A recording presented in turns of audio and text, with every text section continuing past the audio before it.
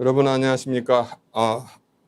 대한민국의 정신과 전문의, 정신 건강의학과라고 해야 되는데 너무 길어서 이렇게 쓰고 있습니다. 오늘 제목은 유시민의 누님. 우리가 뭐 그런 얘기 하잖아요. 뭐 누구 아는 사람만 이렇게 몇 사람만 건너면은 오바마랑 친척이고 오바마랑 동창이고 막 그렇대요. 그래서 남의 욕도 함부로 하는 게 아니고 칭찬을 하는 게 좋습니다. 그래서 저는 오늘 이제 유시민 씨 칭찬, 지금까지 계속 지금 이제 대선 후보 시리즈를 하던 중에 갑자기 이제 이쪽 우파가 아니신 분에 대한 어떤 좋은 얘기를 전해드리고자 나왔지만은 여러분 오늘은 특별히 조금 이제 혹시 좀 속이 메시껍거나 어지럽거나 소화가 안 되실 걸 대비해서 마시는 소화제나 먹는 소화제나 멀미약을 드시면서 오늘 방송을 보시는 게 좋을 수도 있습니다. 자, 왜냐면 죄송해요. 제 잘못이 아닌 거 알잖아요. 응? 제가 시킨 거 아닌데.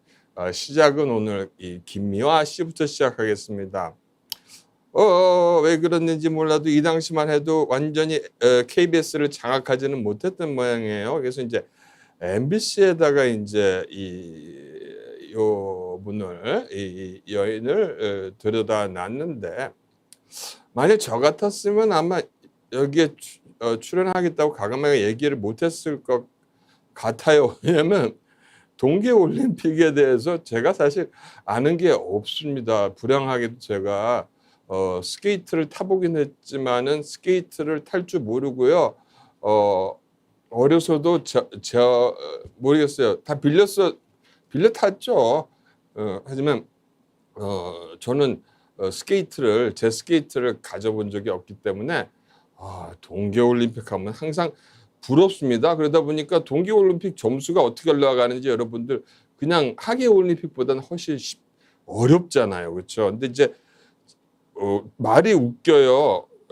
KBS 시청률 23%인데 MBC는 7.7%로 굴욕을 당했다. 김미화를 지켜보던 시청자들이 채널을 돌렸다. 시청률 꼴찌를 기록한 MBC 방송은 공개적인 망신을 당했다는 것입니다. 근데 이런 망신을 당하면서까지 꼭 이렇게 해야 되냐? 이건 또 다른 기사인데, 그러니까 연합뉴스니까 딱 거죠. 왜 개막식 중계 비판을 왜 받았을까? 그것도 왜 논란이 일었을까? 저는 사실은 이 개막식을 제대로 보지는 않았어요. 하지만은 김미아 여사는 좌판지 조금 좀 마음에 문제점이 있는지 모르겠어요. 충분히 저는 이분이 코미디언일 때 참으로 존경을 많이 했는데 이분 스스로는 좀 열등감이 있었었나 봐요. 그러면서 이분이 뭐 공부를 하고 뭐하고 결혼을 하고 하면서 완전히 딴 사람처럼 자기가 막 변신하고자 한 노력이 무척 큽니다. 물론 이 파카 하나 입으려고 출연했을 일은 없고요.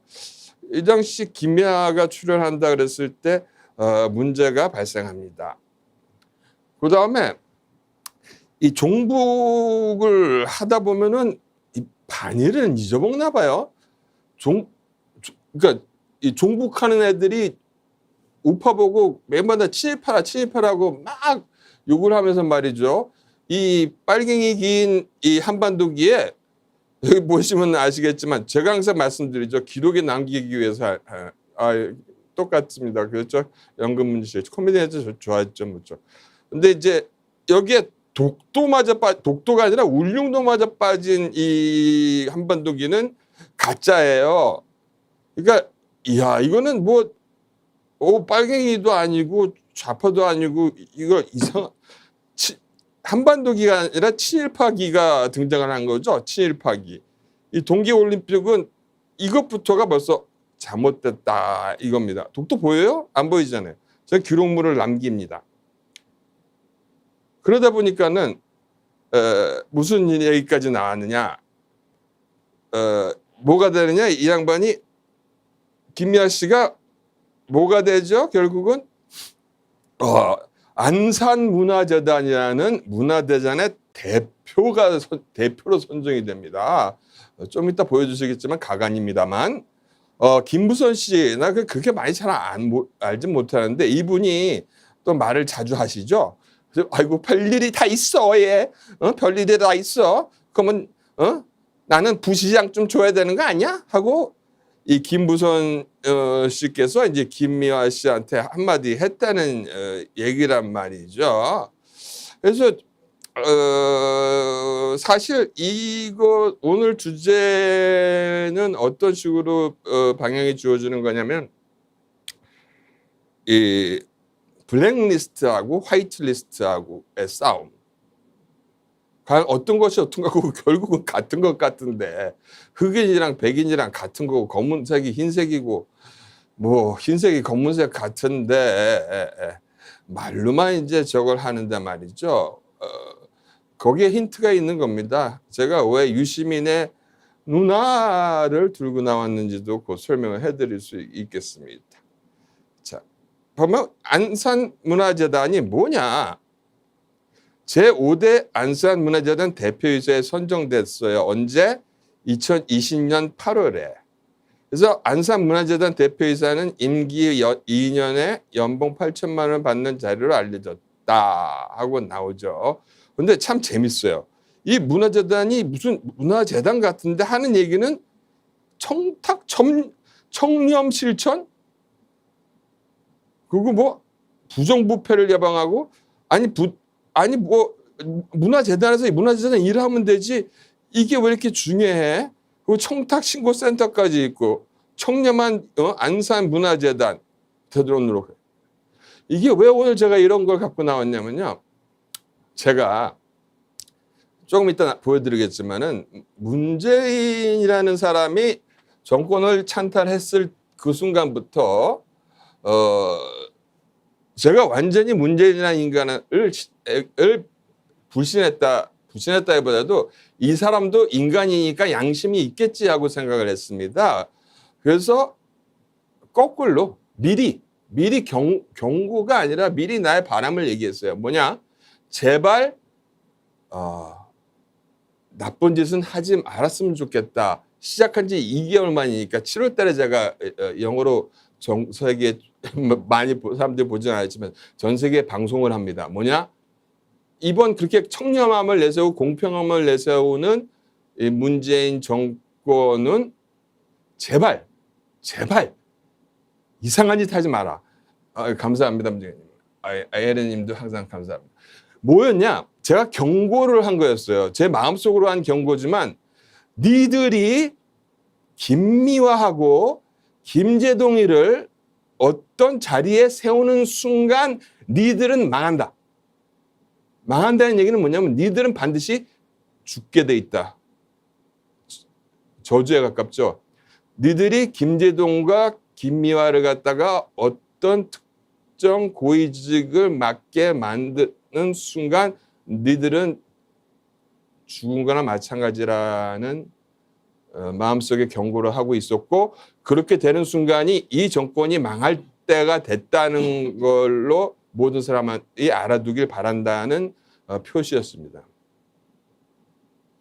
2000년 8월 달에 되죠.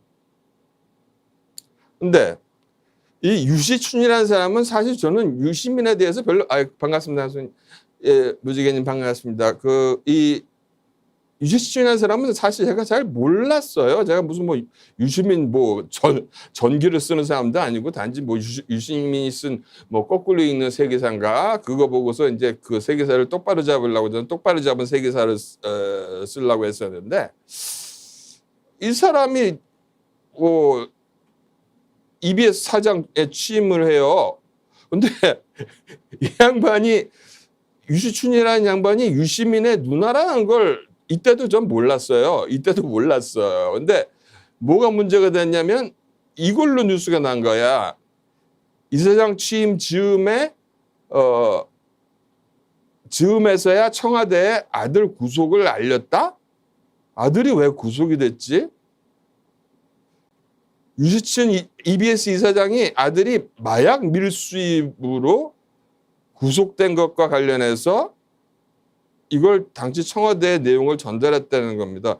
무슨 얘기인지 잘 모르겠어요. 그러니까 뭐냐면 아들이 자기 친아들이 이 마약 밀매 혐의 같은 그 중죄로 아주 큰 중죄로 잡혀갈 정도로 문제가 있는데도 불구하고 이 공영방송이자 품위가 있어야 될 도덕적인 교육방송인 EBS의 이사장에 자기가 머물러 있어야 되느냐 말아야 되느냐 될 수 있느냐 아니냐 하는 것이 이제 문제였던 것 같아요.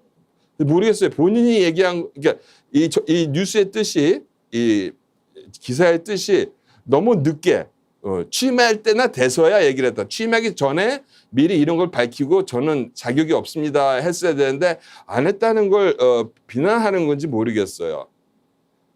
근데 이제 유시춘 씨가 이제 가령 사실 제가 갑자기 EBS 이사장이 된다 하더라도 좀 사람들이 이상하게 생각을 할까 뻔하죠. 당연하죠. 여러분도 이상하게 생각하죠. 제가 여기 있다가 김문수 지사 TV에 나온 경력을 인정받아서 EBS의 이사장이 됐다 했을 때 여러분들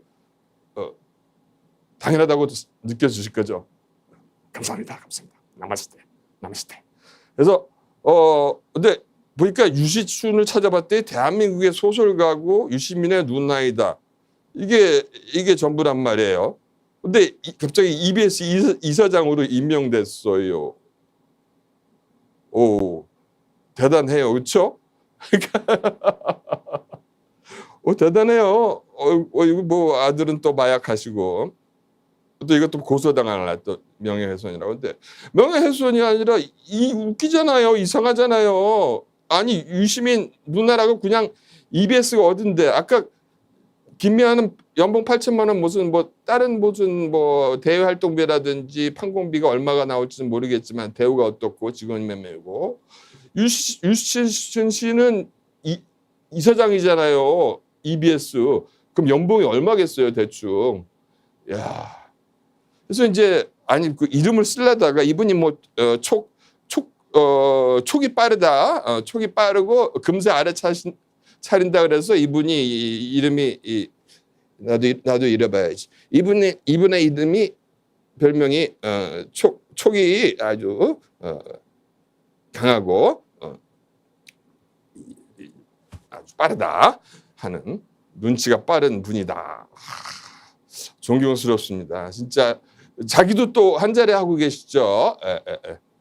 그래서 여기 사시죠. 야, 이름이 바뀌었어요. 사람 사는 세상 노무현 재단. 사실 오늘 갑자기 제가 대통령 우파 대통령 후보들 걸 잠시 멈추고 왜냐면 원희룡 편이 있거든요. 원희룡 편도 있고 그쪽에 문제점이 있어서 사실은 그게 아주 좀 애매하고 그래요. 그래서 국민의힘 사람들하고 제가 직접 원희룡 씨한테 물어볼 수는 없고 해서 좀 고민을 듣고 싶은데 그걸 좀 더 알아보고 그분 생각을 좀 알아보고 하려고 요 사이에 집어넣은 겁니다. 왜냐? 집어넣은 것 자체는 뭐냐? 우리가 지도자를 뽑을 때 문재인 같은 사람 뽑으면 안 되는 이유가 다 있다는 거. 문재인이 되기도 전에 벌써 저는 문재인이 되면 안 된다는 걸 예측하고 있었는데 문재인이 됐다는 거 다 웃기죠. 근데 원래는 노무현 재단이었는데 사람 사는 세상 노무현 재단. 아니 노무현 재단이 사람 사는 세상이에요? 아니면 사람 죽는 세상이에요? 부엉바이가 왜 유명해졌습니까? 부엉이는 날개가 있는 것은 나는 것은 추락한다? 아무튼 좀 그래요. 이게 재단법인인데 여기서 이걸 갖다가 이제 공식 홈페이지로 웹사이트로 해가지고 언제 됐느냐? 누구가 됐는지 이제 보세요. 이해찬 씨가 황금박쥐 이해찬 아저씨가 황금박쥐 아저씨가 했다가 2018년도에 5대 이사장으로 취임을 해요. 뭐냐면 아니 진짜 먹고 살 일이 없으면 이렇게 챙겨줘요. 좌파들은 진짜 정말 잘 챙겨줘. 야, 이러니 이게 조직이 똘똘 뭉칠 수밖에 없지. 참 부러워요. 사람 사는 세상. 그 다음에 이제 요게 왜 연결이 되냐면은 지금 이거는 진행형이에요. 이거는 제가 왜 그러냐. 그냥 여러분한테 그냥 알려만 드리고 저는 이런 걸 좋아해요. 뭐냐면 예측을 하는 거. 제가 점쟁이는 아니고 이렇게 되면 망한다. 이렇게 되면 안 된다를 얘기하죠. 아까도 얘기했듯이 김제동하고 김미아가 어떤 공직이나 어떤 직에 정부에 의해서 세워지게 되면 그때는 끝난 거라고 제가 저주를 내렸듯이 한 사람이 더 동원되고 있다는 것이에요. 한 사람이 더 동원돼요. 이게 EBS에서 요즘 가장 그 인기에 방영되고 있는 건축 탐구 집이라는 방송이에요. 이 방송이 아무튼 5월 달까지는 저번 달까지는 괜찮았어요. 괜찮아서 EBS가 이때는 EBS가 제가 이제 이 유시민 누나가 하고 있는 데라는 걸 알았기 때문에 이 방송이 그때 4.15 총선 때도 그렇고 4.15 총선 때도 EBS가 이상한 방송만 계속 돌렸어요. 그래서 하지만 이거는 좀 괜찮다 싶어서 보고 있었는데 이게 이제 그때 편입니다. 이게 이제 EBS 즐거운 노동의 공간이 아닌 즐길 수 있는 공간으로 이 편인데 이 맛보기로 해서 돈을 내게 돼 있더라고요. 그래서 저 돈이 없어서 맛만 봤는데 보니까 이제 여기 누가 출연하냐? 이렇게 나오더라는 겁니다. EBS 건축 탐구 집 윤도현이 반한 가죽공예가 이기성 박현수 부부의 단양 숲속 돌집. 6월 15일 EBS에 윤도현이 반한 숲속 돌집편이 방송된다. 건축 탐구의 집에 최초로 국민 가수 윤도현이 등장했다. 아니 윤도현이 무슨 국민 가수야 갑자기? 그러니까 여기 그러니까 제가 이런 걸 잘 찾아요. 이게 희한하게 이런 게 눈에 띄어. 그래서 만약에 여기에 두 분이 건축 전문가가 출연을 하십니다. 고정 출연하고 계셨는데 갑자기 윤도현이 게스트로 낀단 말이에요. 그럼 윤도현이 게스트로 꼈으면 이제 조금 있다가 보면 윤도현이랑 계속 나오다가 이 프로의 주인공이 윤도현으로 바뀔 수도 있겠다 하는 걱정이 들고 윤도현이 또 여기서 고정 출연자가 되면은 또 문재인 형한테 저희 그 경희대 이 로얄 패밀리이자 존경하는 우리 형아인 문재인 형한테 또 어떤 저주가 내릴까봐 제가 걱정돼서 미리 또 알려드리는 거예요. 잘못하지 말라고. 뻔하잖아요. 유시민이의 누나가 하는 EBS를 차지한 EBS에 이제 가장 뜨는 프로그램에 갑자기 윤도현이 출연을 했다? 이 두 사람이 원래 오리지널인데 이거 겁나는 거예요. 저는 이런 식으로 살금 잡아먹기 잘.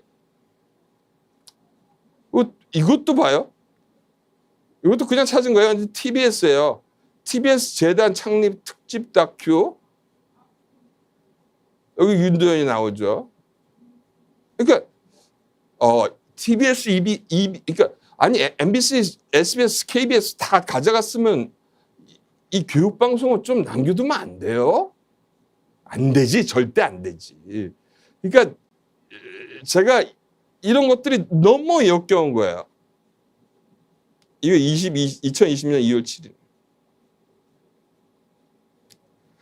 그런데요, 갑자기 제가 기독교 여러분들께 질문을 던집니다. 여러분 성공회에 대해서 얼마만큼 알고 계세요? 성공회? 성공하는 데인가? 성공회가?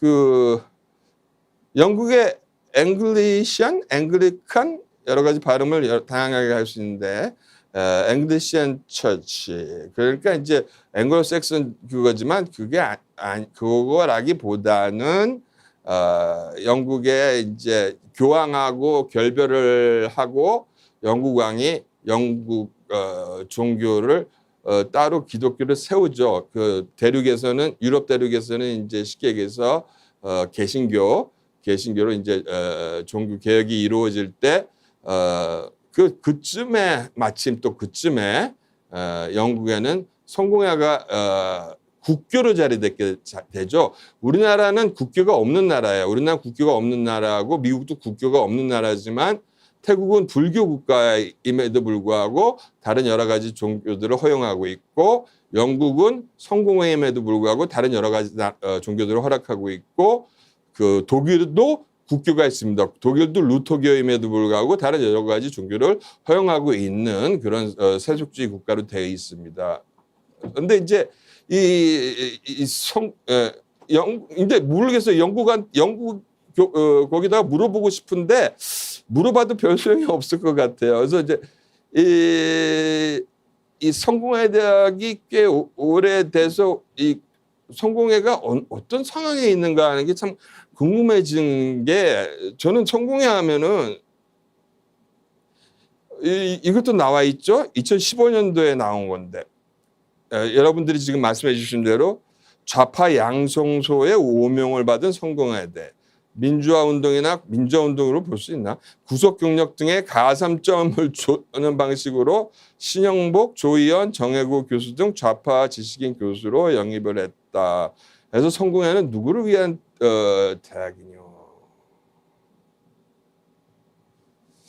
이게 더 이제 길게 본 이 미래 한국이라는 거기에 나온 2000년 그것입니다. 근데 여러분 다 알고 계실 거예요. 왜냐면은 제가 말씀드렸죠. 이 교육하고 어떤 문화, 예술, 종교 모든 그 계통에서의 종북 공산주의자들, 빨갱이들, 좌파라고 우리나라 좌파가 없어요. 좌파가 아니에요. 이 유물론자들이 이 전체 세상을 차지를 하고 있는데 이때 이재정이가 교육감이었나요? 이재정이 교육감도 하고 또 하나 했죠. 반역 행위를 많이 한 사람입니다. 이 사람도 정권이 바뀌면 숙청 대상이죠. 반드시 잡아가야 될 사람입니다. 이 사람이 전 성공회대 총장까지 했네. 이 사람이 무슨 장관 하지 않았나요? 이 양반이? 장관도 했죠. 완전히 판입니다. 이게 성공회 대학교의 행사 중에서 대학 교육 커리큘럼이에요. 근데 대학 교육 커리큘럼에 나오는 게 무슨 막스의 커뮤날레 행사 공지? 아니 무슨 기독교에서 레닌주의와 사회주의 혁명의 현재성? 아니 이게 무슨 교회에서 세운 대학이에요? 무슨 또 더불어숲도 있네? 아니 대놓고 빨갱이 짓을 하는 대학이란 말이에요. 이 대학에서 그러면 날 고소하라 이거래요. 나는 영국 가서 직접 알아볼 거니까 지금 영국 아스트라제네카 맞아서 전부 다 비실비실하니까 영국 가면 위험하니까 가기 싫지만은 영국에서 나온 성공회 대학이 왜 일제시대를 거쳐서 그러면 일제시대 때는 친일했고 지금은 친공산주의잖아요. 아니 누가 썼다 지웠어요. 저기 위키페디아에 우리나라 이게 전 세계적으로 유물론학에 있어서는 가장 권위를 자랑하는 대학이 성공회 대학이래요. 그래서 실제로 제가 이제 외국 자료를 찾아봤습니다. 이제 성공회 대학을 보통 앵글리시알로 안 하고 에피스코팔이라는 단어를 쓰더라고요. 에피스코팔 처치. 그래서 일종의 어떤 자유주의적인 경향을 갖고 있다. 그래서 이제 왜냐하면 이제 세계에 있는 이 성공의 교회들의 경향 쭉 연구되어 있는 내용 중에서 대표를 제가 하나만 한번 갖고 와봤어요. 뭐냐면 이제 그러한 교회들의 이념이 이 가운데 있는 게 이제 모더레이트, 이제 중간을 유지하는 사람들이고, 여기가 이제 자유주의, 그러니까 일종의 좌파라고 봐야 되죠. 이거는 잘 모르겠다. 이쪽은 보수 성향. 그러면 전 세계적으로 봤을 때 중도하고 보수가 더 세요. 이 좌파적인 성향보다. 근데 이게 우리나라는 이상하게 성공회 대학은 이건 대학이라고 볼 수가 없단 말이에요. 피난처라고 볼 수가 있어요. 그래서 여기 들어가 지금 PW 리서치 센터에 들어가면 요것들을 계속 공부를 해 나갈 수 있다는 거겠죠. 에피스코팔 처치에 대해서 항상 백업을 해둡니다. 저는. 그래서 어떤 분이 이 성공회에 대해서 뭐라고 얘기를 하셨냐? Is there a place for conservatives in the Episcopal Church? 이 성공회 교회에서는 이 보수주의자들이 설 자리가 과연 있는가라는 얘기가 이 국제 교회를 하시는 분들의 어떤 고명하신 분들이 고민하고 있는 문제다 이겁니다. 뭐냐면 이것이 이렇게 가다가는 기독교가 그렇지 않아도 문제가 많아졌는데 더 많아지는 거 아닙니까? 이 정도로 지금 문제가 되고 있어요. 한국 사람들은 아무 얘기를 안 하고 있죠. 자, 이 신영복부터 봅시다. 이분 거 제가 대략 말씀드릴게요. 이분이 이 당시 숙명여대대학교가 나쁜 학교가 아니었어요. 육군사관학교보다는 뭐 못했겠지만은 숙명여대 교수를 하시는 분이 갑자기 육군사관학교로 교관으로 가요. 여기서 쫓겨난 게 아니라는 뜻이죠. 이때쯤 뭘 계획했겠느냐 하는 거예요. 봐요. 65년도에 강사를 하다가 66년도에 육군사관학교로 갑자기 잠입을 해요. 그 다음에 뚝 떨어져 있죠. 89년도. 어디서 받아주느냐? 성공회 신학대학에서 받아줘요. 강사로. 그 다음에 교수로 올리고, 그 다음에 교육대학원 원장이 되고, 그 다음에 대학원 원장이 되고, 결국 죽을 때까지 성공회대 석좌 교수로 있게 됩니다. 그러면 여러분 재밌는 거 보면 여기서 느껴지시죠? 66년 6월 이 20년이 넘는 시간 동안 어디에 있었을까요? 이 친구가? 20년이 넘는 기간 동안 어디에 있었을까요? 근데 왜 하필이면 육군사관학교에 교관으로 들어갔을까요?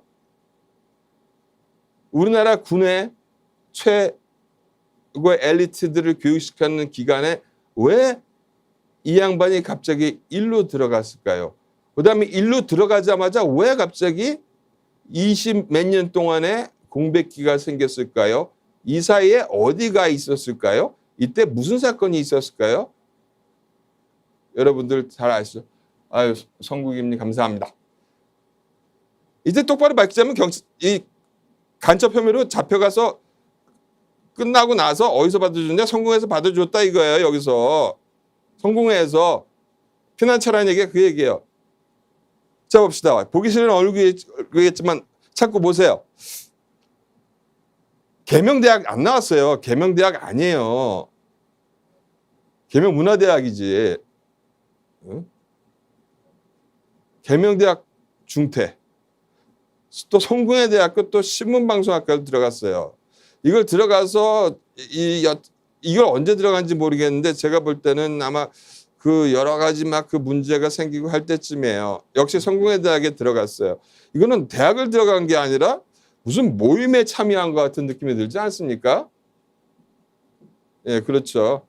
근데 저는 뭐 그 겨뤄보자 뭐 4년제 몇 년제 저는 몇 년제 그 교육의 과정은 따지지 않습니다. 단지 진짜로 교육을 시키는 대학이냐 아니면은 가짜 대학이냐.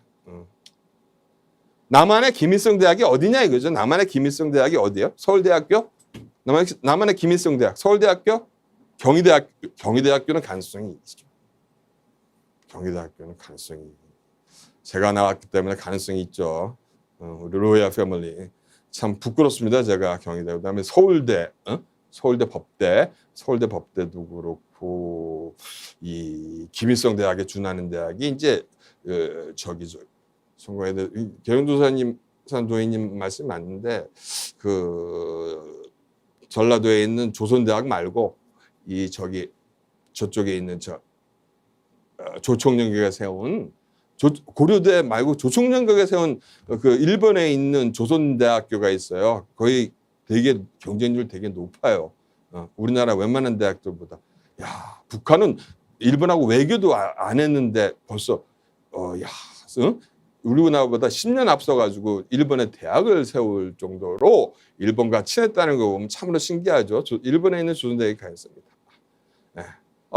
조총련이 사실 박정희 대통령이 한일 협정 맺기 10년 전부터 벌써 일본에 들어가서 우리나라 한국 학교는 대한민국 학교는 4개인가밖에 안 돼요. 5개인가. 조총련 학교는 44개예요. 대학이 종합대학이 1개가 있고. 아니 설마 했어. 이렇게 이쁘게 잘생긴 우리 국민 가수께서 어딜 나왔나 봤더니 이 토마학과를 자퇴하고 결국은 일로 가셨네. 역시 성공회대 신문방송학과. 그러니 이런 얘기를 제가 안 할 수가 없죠. 그러니까 성공회대만 나오면 성공을 하는 거야. 나도 열로 성공회대학으로 지금 옮기려고 해요. 일 좀 그만하고 해서 이제 오늘 밤 라이브 김제동 많이 컸어 제동이 하더니만은 이제 갑자기 이제 강연료가 이제 무리가 돼서 이렇게 안타깝게 지금 뭐라고 있는지 잘 모르겠어요. 그래서 아무튼 이 얘기는 잘하시는 얘기라서 별로 중요한 게 아니고. 그래서 이제 제가 2017년 7월 달에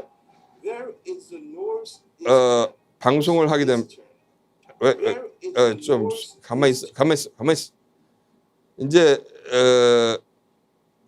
제가 이제 2017년 7월 26일이니까 이게 이제 문재인이가 정권을 찬탈한 지 거의 2개월 남짓 됐을 때 이미 경고방송을 보냅니다. 뭘 통해서 경고방송을 보내냐? 소위 반부패법인 김영란법의 자기 모순, 김영란법이 갖고 있는 모순에 대해서 설명하는 영상이지만은 좀 길어서 아주 조금만 갖고 왔습니다. 한번 들어보시죠. There is a northeastern Asian proverb saying, if you put it on your nose, it is a nose ring. 잠깐만요. If you put it on your ears, it is an earring. 다시 한번. There is a northeastern Asian proverb saying, if you put it on your nose, it is a nose ring. And if you put it on your ears, it is an earring. Generally, it means that it differs with the circumstances. But more dangerous implication is that if you want to punish someone, you can always find excuses. And in other words, he who wants to beat the dog will easily find a stick. In Korean and Japan, we use the term 이헐령, 비헐령. And in China, you 좌지제 허완 유슈 is used. It has the same meaning. Look, if for a reason of gratitude, requital, repayment of a favor of the supporters who made him or her a president, and that if the president give them a major government positions, even if they are not suitable at all, and moreover, the people are saying that they are not certified that for the status, but that if the president insists of nominating them on high government positions, appointing close supporters rather than individuals fit for the position, isn't it a quid pro quo, a bribe for receiving support and a reward? And isn't it really against the Kim Young-ran's law? Isn't it a bigger crime than giving teachers flowers at Teachers' Day in return of their gratitude? I believe and hope the new and clean government of Korea not make that kind of stupid misplay of over issuing certificates of appointment for bribe-like rewards. Please do not disappoint me. But well, isn't the milk already spilled?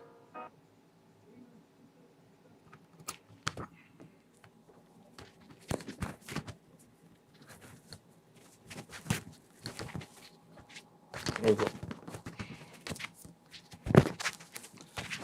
예, 이게 그래서 이게 제가 이제 다음 슬라이드가 너무 끔찍해서 잠깐 설명. 이게 제가 이제 2017년도 문재인이가 대통령 된 지 뭐 얼마 안 돼서 얘기를 한 거예요. 근데 지금 어떻게 됐습니까? 홍콩 영어보다 좀 낫습니다. 싱가포르 영어. 어떤 사람 저보고 흑인 영어라 그래, 흑인 영어. 이거는 보여드리기가 좀 찝찝한데 어쩔 수가 없습니다. 이상하게요, 요즘에. 그냥 유튜브 틀어놓으면은 자연스럽게 자꾸 김어준이 자꾸 뜬단 말이에요. 근데 어떤 사람 얘기하기를 당신이 김어준 걸 봤으니까 자꾸 뜨는 거라 하는데 그건 아닌 것 같아요. 그래서 이제 지금 이렇게 돼가고 있는 건데 안 내려오고 있죠? 그러면 오늘의 사실의 주제는 제목은 유시민의 누나지만 이제 문화예술계 블랙리스트 대 화이트리스트. 블랙리스트 대 화이트리스트. 무슨 바둑 두는 것도 아니고 말이죠. 어떤 의미가 있겠느냐 하는 겁니다. 진짜 어떤 태극의 흑백의 음가양의 조화처럼 둘이 조화를 너무 많이 이루고 있는데 한데 오늘 다시 공부를 하면서 보니까 이 사람 죽었지만 이 사람이 대단히 아주 여기서 진짜 무식한 역할을 했구나 하는 걸 알게 됐어요. 왜냐하면 이렇게 나와 있잖아요. 박원순을 지지한 예술인가 라고 나와 있죠. 박원순 특별시장은 2016년 10월 12일 블랙리스트가 사실이라면 박근혜 대통령을 탄핵해야 한다고 주장하였다. 그래서 문화예술인들은 박근혜 대통령 퇴진운동에 적극적으로 나섰으며 박근혜의 퇴진에 찬성하는 사람들은 블랙리스트 사건을 퇴진의 사유로 제시하였다. 라고 이 위키 백과에 나와 있습니다. 이 위키 백과는요, 여러 사람이 쓰기 때문에 어떤 사람이 썼다가 안 맞으면 지우고 다시 쓰고 할 수 있는 자유가 있고 이거를 조절하는 데 상당히 신경을 씁니다. 그렇기 때문에 여기에서 나오는 말이 전부 다 음모론이라고 얘기할 수는 없는데 보세요. 요게 재밌는 부분입니다. 박원순 특별시장은 2016년 10월 12일 블랙리스트가 사실이라면 박근혜 대통령을 탄핵해야 된다고 주장하였다. 문화예술인들은 박근혜 대통령 퇴진운동에 적극적으로 나섰으며 박근혜 퇴진에 찬성하는 사람들은 블랙리스트 사건을 퇴진의 사유로 제시하였다. 그래서 대통령직에서 파면되었다. 그러면 그리고 이제 이게 세월호까지 끌어들인 문학인 세월호 시국선언 2014년 6월 2일 754명의 명단입니다. 다 읽어주기는 못하겠고요.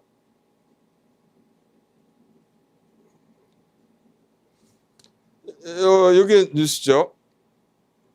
2021년 2월 16일 리스트네요. 리스트 없다. 자찬하던 문 정부 화이트리스트 10인 문학의 요직게 쨌다. 왜 나오죠? 고네오가 난 이건 안 보고 나왔는데 솔직해서 죄송합니다. 안 보고 나왔는데 고네오가 영상 자료장 김규리 뭐 이거 뭐야? 김여진 최지원은 또 뭐야? 김여진은 들어본 것 같은데 이미연, 이원재, 김현준 전 잘 모르겠어요. 사실 이런 쪽에 관심이 별로 없었었는데 이런 뉴스가 난 거 보면은 지금 방금 제가 얘기했던 이 블랙리스트나 화이트리스트나 다를 바가 뭐가 있습니까?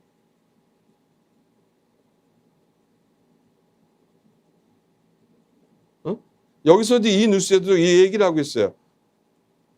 박근혜 정부가 무너진 핵심 이유 중 하나는 청와대와 문화체육관광부가 반정부적 성향의 인사의 블랙리스트를 작성하고 지원 대상에서 배제를 했다 의혹 때문이다. 그럼 어떻게 되는 겁니까? 이제 문재인은 어떻게 돼요? 문재인은 어떻게 돼요?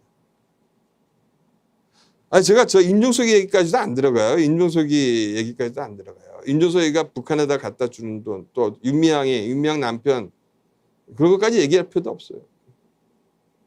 문승근은 지금 뭐 하는지 몰라. 저기서 그것도 자리도 못 찾아요. 그죠? 문승근은 요즘 뭐예요? 자리를 못 받은 것 같은데. 그 김원웅이 뭐가 문제가 있는데 또 제 눈에 딱 걸린 건 뭐냐면 광복절날 아주 김원웅이가 그냥 큰 마음 먹고 나와서 아주 이승만은 친일파다 뭐 대한민국 친일파의 나라다 이런 얘기지 했어요. 야, 이런 얘기를 해댄 광복 회장이 이런 얘기를 해야 됐단 말이에요. 그래서 오 깜짝 놀랐는데 또 보다 보니까 동대문 디자인 플라자가 나와요. 그래서 아니 요즘에 너무 재미가 아니죠. 너무 끔찍한 거야. 이게 아니 동대문 디자인 플라자 하면 여러분 뭐 생각납니까? 잠깐만. 동대문 디자인 플라자에서 뭐가 열렸죠?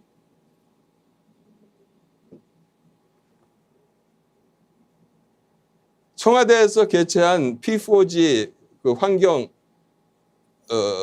그 전 세계의 그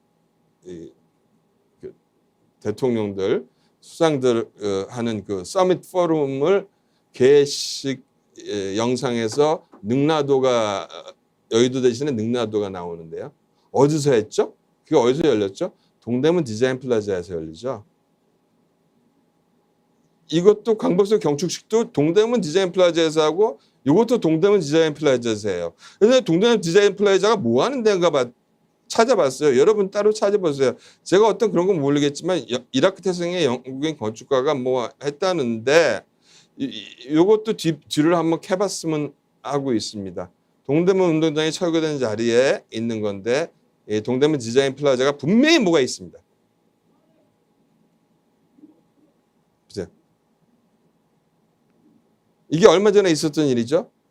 저놈 작살나야 독립유권자 후손의 목살 잡힌 김원웅 광복회장 2019년에 임명됐어요. 2019년. 근데 이 사람이 누구냐? 김임용 씨가 김원웅 회장의 목살을 잡았어요. 근데 어떻게 됐냐? 이분이 징계를 받고 이분이 광복회에서 완전히 쫓겨나게 됩니다. 이분을 쫓아내요. 김원웅이한테 폭행을 가했다 해서 이분을 광복 이제 뭐라 그래요? 우리나라의 독립운동가의 후손을 쫓아냅니다. 얘를 김원웅이를 못살게 굴었다. 그런데 오늘 뉴스죠. 김원웅 부모 진짜 광복군 맞냐? 광복회원들이 광복회장을 의심하기 시작했다. 오늘 뉴스예요. 오늘 뉴스도 아니네. 옛날부터 있었네. 그래서 이게 이제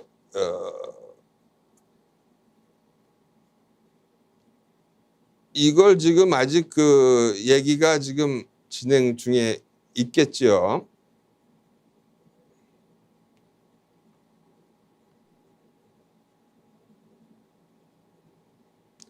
게다가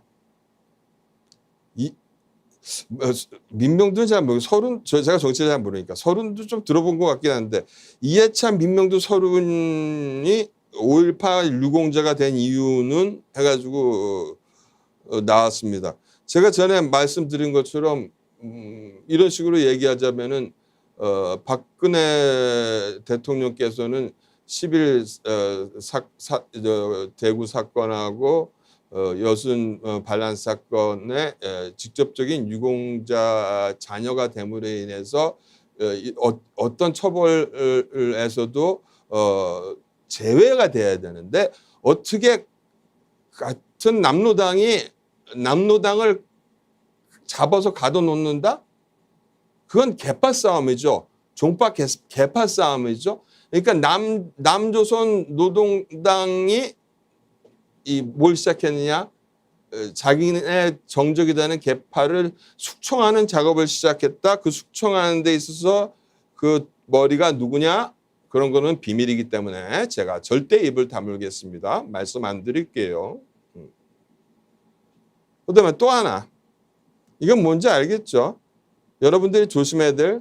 그러니까 기독교인들은 성공에 조심하셔야 되고 천주교인들은 여기 조심해야 됩니다.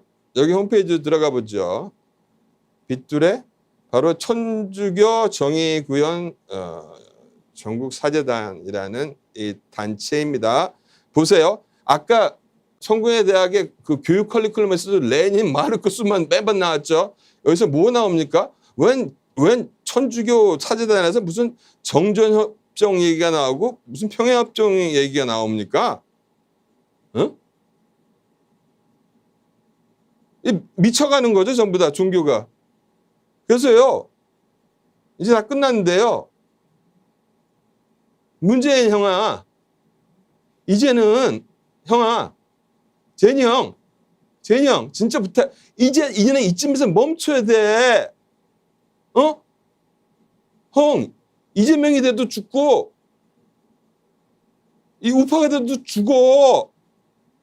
제발 빨리 망명을 하든지 도망갈 생각을 하세요, 선배님. 진짜 걱정돼 죽겠네. 제가 부탁이니까 오늘이라도 성명서 내고 내려오세요, 형님. 알겠죠? 후배가 부탁드리겠습니다. 안녕히 계십시오.